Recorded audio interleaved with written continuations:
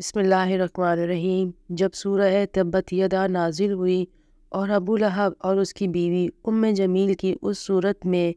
مزاحمت اتری تو ابو لہب کی بیوی ام جمیل غصے میں آپے سے باہر ہو گئیں اور ایک بہت بڑا پتھر لے کر وہ حرم کعبہ میں گئیں۔ اس وقت حضور اکرم صلی اللہ علیہ وسلم نماز میں تلاوت قرآن فرما رہے تھے اور قریب ہی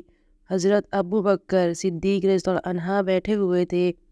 ام جمیل بڑبڑاتی ہوئی آئیں اور حضور اقدس صلی اللہ علیہ وسلم کے پاس سے گزرتی ہوئی حضرت ابو بکر صدیق رضی اللہ عنہ کے پاس آئیں اور مارے غصے کے منہ میں جھاگ بھرتے ہوئے کہنے لگی کہ بتاؤ تمہارے رسول کہاں ہیں؟ مجھے معلوم ہوا ہے کہ انہوں نے میرے اور میرے شوہر کی ہجوم کی ہے۔ حضرت ابو بکر صدیق رضی اللہ عنہ نے فرمایا کہ میرے رسول شاعر نہیں ہے کہ کسی کی ہجوم کریں۔ پھر وہ غصے میں بھری ہوئی پورے حرم مکہ میں چکر لگاتی پھرتی اور بکتی ہوئی غصے میں حضور صلی اللہ علیہ وسلم کو ڈھونڈتی پھرنے لگی، مگر جب وہ حضور صلی اللہ علیہ وسلم کو نہ دیکھ سکی تو بڑبڑاتی ہوئی حرم سے باہر جانے لگی اور حضرت ابو بکر صدیق رضی اللہ عنہ سے کہنے لگی کہ میں تمہارے رسول کا سر کچلنے کے لیے پتھر لے کر آئی تھی، مگر افسوس کہ وہ مجھے نہیں ملے۔ حضرت ابو بکر صدیق رضی اللہ عنہ حضور صلی اللہ علیہ وسلم سے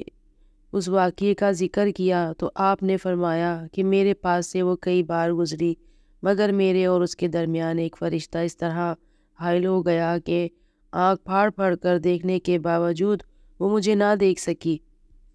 ام جمیل انکاری ہوتے ہوئے اور آنکھیں پھاڑ پھاڑ دیکھنے کے باوجود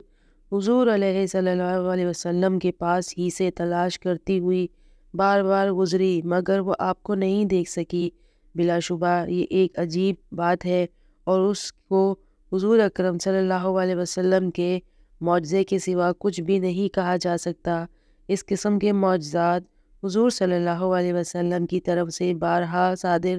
ہوتے ہوئے آ رہے ہیں اور بہت سے اولیاء اللہ سے بھی ایسی کراماتیں بارہا صادر ہوئی ہیں، اور اولیاء کی یہ کراماتیں بھی ہمارے نبی صلی اللہ علیہ وسلم کے معجزات ہی ہیں،